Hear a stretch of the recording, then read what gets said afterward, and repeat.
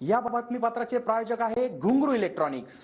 Satyaratan, Nashik west, Sinnar, Nashik. Proprietor Rahul Bhavsar. Mobile क्रमांक 8308 46 11 11 91 75 23 67 08। सप्तसुरांचे जनक, नृत्य नाट्यकलेचे निर्माते नटराज अर्थात देवादिदेव महादेव भोलेनाथ शिवशंकर, अंगी भस्म, कमरेला वाघचर्म, हाती त्रिशूळ, गळ्यात नागराज असे महादेवाचे रूप संहारक वाटत असले तरी भक्तांना ते प्राणप्रिय असते। महाशिवरात्री महादेवाची पूजा शिवलिंग स्वरूपात केली जाते। शिवपिंडीवर जलाभिषेक, दुग्धाभिषेक, रुद्राभिषेक, बेलपत्र आदी वाहून शिव आराधना केली जाते। महाशिवरात्रीनिमित्त सिन्नर शहराचे वैभव असलेल्या प्राचीन घेमारपंथी अशा श्री गोंदेश्वर मंदिर येथे विविध धार्मिक कार्यक्रम संपन्न झाले।